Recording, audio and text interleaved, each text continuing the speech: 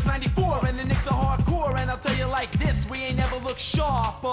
With Hubert, Bonner, Gray, and Harper, it's the Knicks. I mean, listen, KD, don't you regret not coming to the Knicks? Don't you regret not coming to the Knicks? What's going on, guys? It's your boy Big Air Chris back at you with another one. If you're new to the channel, go ahead and subscribe, give me a thumbs up, ring the notification bell, and let you know when I post more content. Hit me up on Twitter, TikTok, hit me up with a community post. You already know the vibes, you already know how I get down. And you see the shirt, you see the hat. If you're here long enough, you already saw the intro. You already know what type of time I'm on. The New York Knicks are moved on to the next round of the playoffs. I'm excited. I'm happy. Also, you had AEW Dynamite this week. Last week's show, I wasn't too hot about it. I didn't like it. I'm gonna be honest with you. I did not like last week's show. The booking was bad. It was just a bad show. This week's show, it was a little bit better. You did have some pretty cool stuff that happened, but it was a slightly better episode than last week's show.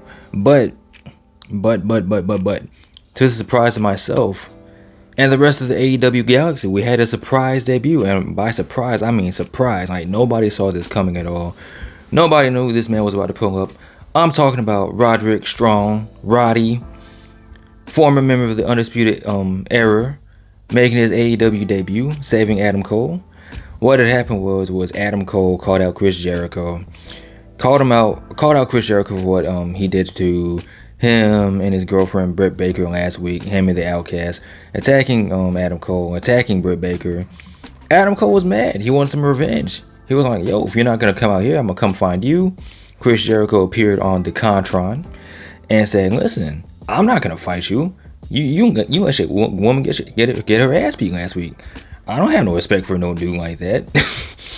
So as this is happening, the Jericho Appreciation Society come out and they go to attack Adam Cole. And surprisingly, Bandito and Orange Cassidy come out and make the save. Now, for what reason, I don't exactly know why these two came out to make the save. But one person who did make the save, who saved all their asses, was, as the aforementioned, RODERICK STRONG. Now, this is a big surprise. Like, nobody knew that this man was going to show up on AEW. We were speculating, we were thinking, we were hoping possibly that this would be something that could happen. But we didn't know. Like, I didn't know from what I've seen on the internet, on Twitter, from Sean Sapp and Dave Meltzer. Nobody really knew what this dude's status was. Like, I thought he was still with NXT. Honestly, I thought he was still with WWE, to be honest with you. So when RODERICK STRONG pulled up, I was legit surprised. I'm like, okay, wrestling is back, real graps are back, surprises are back. I mean, that's a pretty cool thing to see. So next week, it was announced that it will be an 8-man tag. The Jericho Appreciation Society will take on Bandito, Orange Cassidy, Adam Cole, and RODERICK STRONG making his AEW debut. So that's pretty cool to see. Speaking of Orange Cassidy and Bandito, it's the beginning of the show, so you already know Orange Cassidy has to open up and defend his title, the international title. And when this match was announced, initially I was excited for it. I was like really excited to see Bandito and Orange Cassidy wrestle because, you know, it's Orange Cassidy. He always delivers a good match.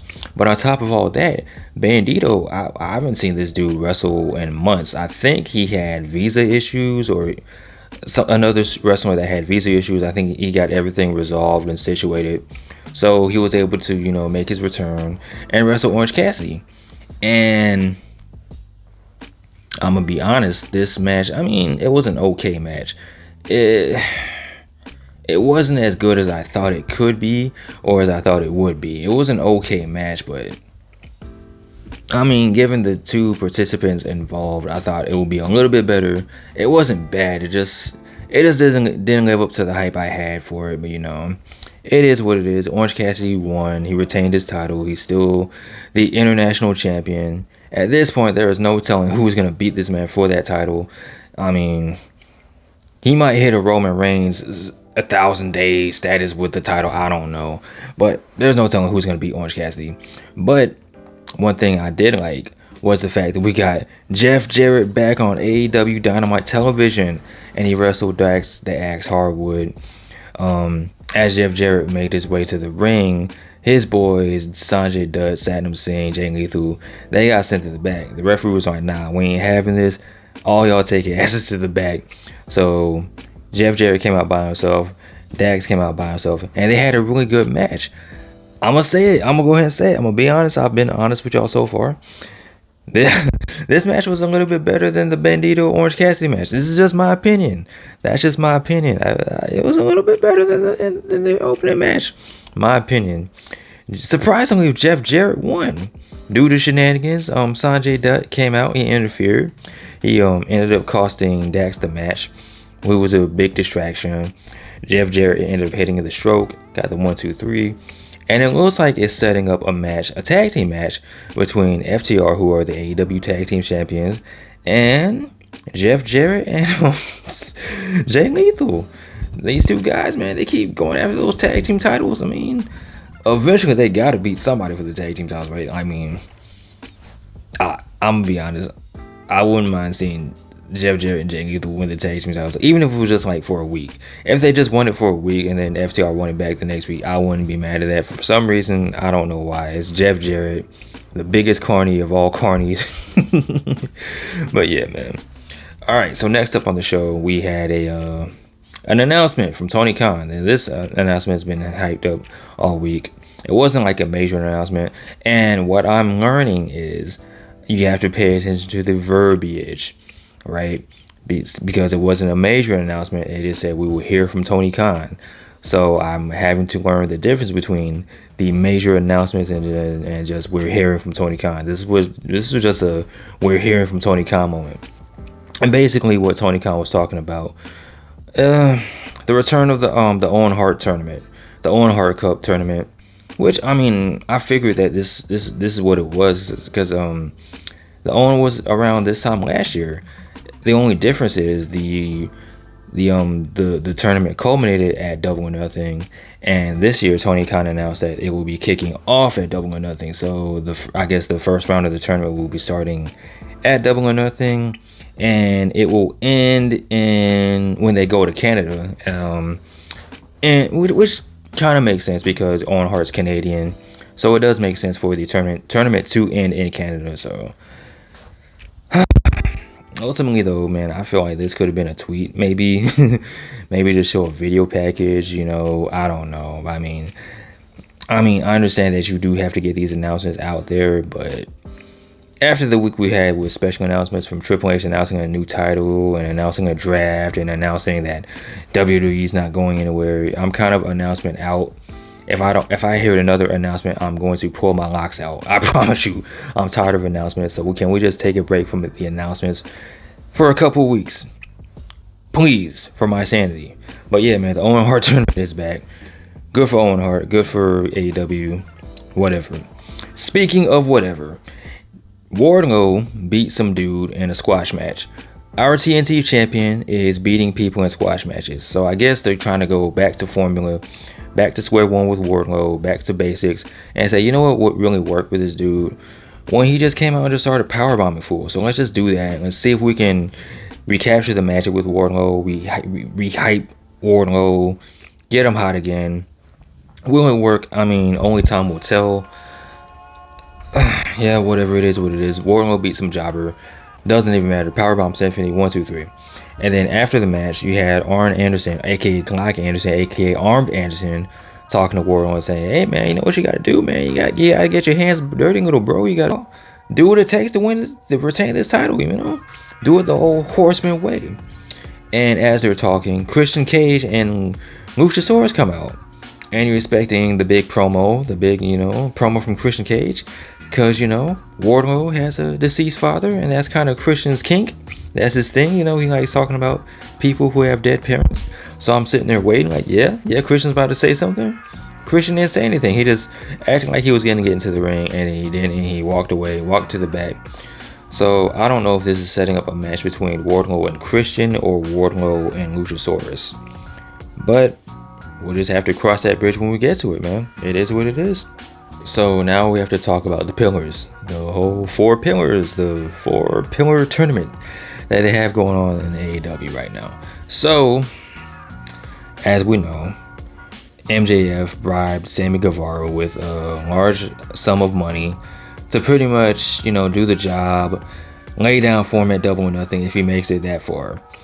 You got Darby Allin trying to tell Jungle Boy, listen, this is all some bullshit. I need someone to have my back. Can you look out for me, right? So pretty much it's just setting up. It's continuing to set up the fourth pillar thing. So as far as the Sammy Guevara versus Darby Allin match, Sammy Guevara won due to shenanigans. Darby Allin actually got disqualified because I think what was it? Sammy Guevara, like they did the old Eddie Guerrero trick where Sammy tossed Darby the title and he laid down. He took a bump. It made it seem like Darby hit Sammy with the title. Referee saw it. Darby hasn't watched the Eddie Guerrero match or whatever. I don't know what he had going on, but he did get disqualified. So it's going to be, as of right now, it's going to be MJF versus Sammy Guevara. If and only if they can survive next week, can they coexist? Tony Schiavone, who was being annoyed by MJF on commentary with his pickles and whatnot, Tony Schiavone comes out and says, hey man, Tony Khan has an announcement, another special announcement. What it is next week is going to be a tag team match. It's going to be the team of MJF and Sammy Guevara taking on the team of Darby Allin and Jungle Boy. And if Darby Allin and Jungle Boy can win their match, it's going to be a fatal 4-way match. It's going to be the fatal 4-way match. We already know it's going to be at Double or Nothing. But if MJF and Sammy Guevara win, it will still be a one-on-one match.